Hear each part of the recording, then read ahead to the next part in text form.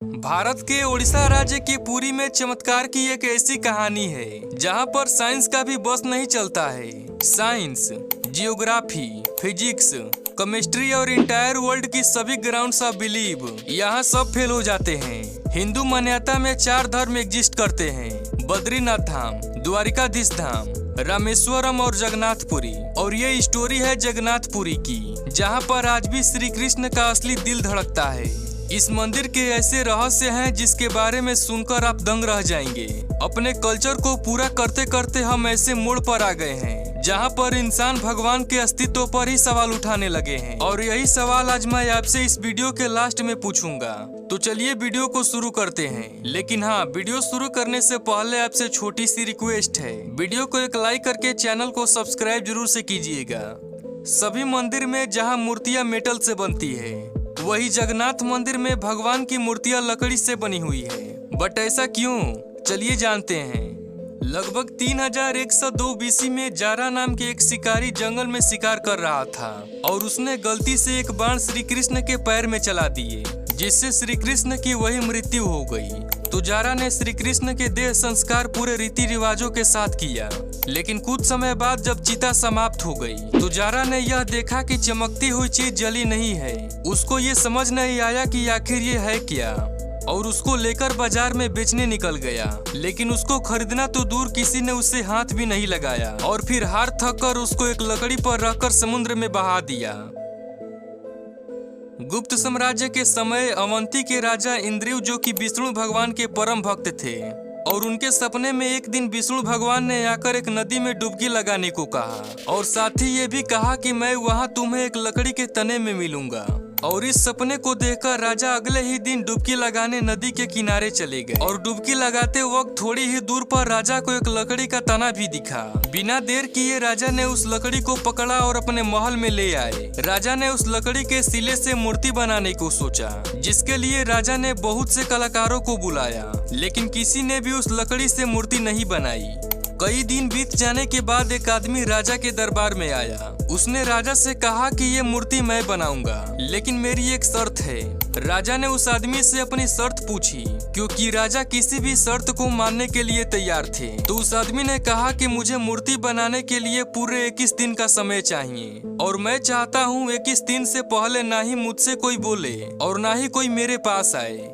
जिसके बाद राजा ने खुशी खुशी यह शर्त मान ली।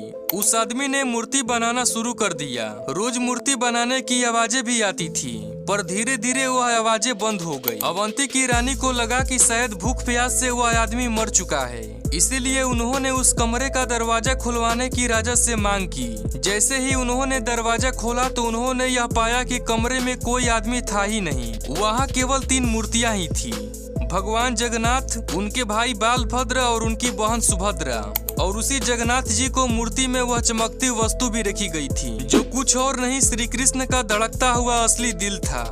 ये कोई नॉर्मल ह्यूमन हार्ट नहीं है, बल्कि यह एनिसेंट एडवांस टेक्नोलॉजी का क्लियर सबूत है। यह हार्ट हाई एनर्जी जनरेट करता है, और हम सबने ये भी पढ़ा है, stone and metal are good conductor of electricity और wood is bad conductor of electricity. इसीलिए जगन्नाथ टेम्पल की मूर्ति लकड़ी से बनी है। केवल इतना ही नहीं, हर 12 साल बाद मंदिर की मूर्ति को बदला भी जाता है और भगवान के दिल को फिर से उस नई मूर्ति में स्थापित किया जाता है। लेकिन इसको बदलने का प्रोसेस भी मंदिर की तरह इंटरेस्टिंग है। हर 12 साल में एक दिन ऐसा आता है जब जगन्नाथ मंदिर में किसी को भी एंट्री नहीं मिलती। वहाँ पूरे शहर की बिजली काट दी जाती है और वहाँ के मुख्य पंडित के आंखों पर पट्टी और हाथों में मोटे ग्लव्स पहना दिए जाते हैं और 100% प्योर अंधेरे में इस दिल को निकालकर नई मूर्ति में स्थापित कर दिया जाता है। जिन पंडितों ने यह सेरेमनी इतिहास में किया है, उनका कहना है कि उस चीज को पकड़ने के बाद मानो ऐसा लगता है कि एक जिंदा कछुआ पकड़ लिया हो। लोगों का कहना यह भी है कि अगर उस पदार्थ को किसी ने देख लिया तो उसकी मृत्यु वही निश्चित होती है। इसीलिए यह सेरेमनी आंखों पर पट्टी बांधकर अंधेरे में ही होता है। मंदिर में आए भक्तों के बीच रोज प्रसाद बांटा जाता है और वह प्रसाद वही बनाया जाता है और जैसे कि भगवान जगन्नाथ के मंदिर में हर एक चीज में रहस्य छुपा हुआ है। मंदिर में रोज 500 लोगों के लिए प्रसाद बनता है और कभी कभी भक्तों की संख्या हजारों में भी चली जाती है। लेकिन जगन्नाथ मंदिर में भक्तों के लिए प्रसाद कभी कम नहीं पड़ा है। दिन भर मंदिर में प्रसाद बांटा जाता है। इसके बावजूद भी ना ही प्रसाद कम होता है और ना ही अधिक होता है। पर ऐसा एस्टिमेशन इंसानों के लिए लगभग असंभव ही है। और यह बात यही खत्म नहीं होती। प्रसाद बांटने के साथ साथ उससे भी बड़ी मिस्ट्री प्रसाद बनाने की है। लकड़ी के आग पर 7 मिट्टी के बर्तनों को एक के ऊपर एक रखकर प्रसाद बनाया जाता है। साइंस और लॉजिक के अनुसार सबसे नीचे वाले बर्तन का प्रसाद जल्दी पकना चाहिए, बट भगवान जगन्नाथ के मंदिर में साइंस और लॉजिक नहीं चलते हैं। इन 7 बर्तनों में सबसे पहले सबसे ऊपर रखे बर्तन का प्रसाद पकता है और सबसे नीचे वाले बर्तन का प्रसाद सबसे लास्ट में पकता है। और इसे आज तक कोई भी नहीं समझ पाया है।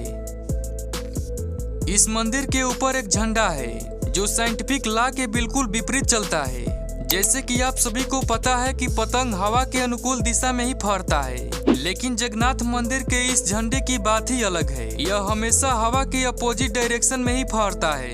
क्यों और कैसे, यह आज तक एक मिस्ट्री है। इस झंडे की एक और खास बात है कि इसे रोज बदलना पड़ता है। इसीलिए इस मंदिर के पुजारी 2 से 14 फीट रोज मंदिर के ऊपर चढ़कर झंडे को बदलते हैं, क्योंकि कहा जाता है कि अगर ये झंडा रोज नहीं बदला गया तो मंदिर 18 सालों के लिए बंद हो जाएगा। इस मंदिर की खूबसूरती शब्दों में बयां नहीं किया जा सकता। इतना बड़ा मंदिर कई सालों पहले बिना किसी टेक्नोलॉजी के कैसे बना होगा। 2 से 14 फीट ऊंची भगवान जगन्नाथ के मंदिर की डोम की परछाई कभी बनी ही नहीं। मुझे पता है आप हैरान हो गए, लेकिन यही सच्चाई है और हमारा साइंस भी इस बात पर फेल हो जाती है। एंड अभी पूरी बात खत्म नहीं हुई है। अब जैसे कि आपको पता है कि कुछ एरियाज नो फ्लाई जोन होते हैं, मतलब कि वहाँ एरोप्लेन, ड्रोन या फिर कोई भी चीज उड़ाने की परमिशन नहीं होता है। लेकिन पक्षियों को तो हम नहीं रोक सकते। पर अगर हम जगन्नाथ टेम्पल की बात करें तो यहाँ न तो एरोप्लेन, ड्रोन और ना ही कोई पक्षी उड़ पाते हैं। और अगर आप कभी वहाँ जाइएगा तो इस बात को जरूर याद कीजिएगा, आपको कोई भी पक्षी मंदिर के ऊपर नहीं मिलेगी। अब बात करें अगले मिस्ट्री की, तो वो है सुदर्शन चक्र, जो कि भगवान विष्णु का अस्त्र है। जगन्नाथ टेम्पल के मंदिर के ऊपर एक सुदर्शन चक्र है, जिसको अगर आप जिस भी डायरेक्शन से देखोगे तो उसका फेस आप ही की तरह होगा। भगवान जगन्नाथ, जिनके नाम के मतलब ही जगत के नाथ हैं, इस मंदिर में हर दिन हजारों की संख्या में लोग अपनी मनोकामना लेकर आते हैं।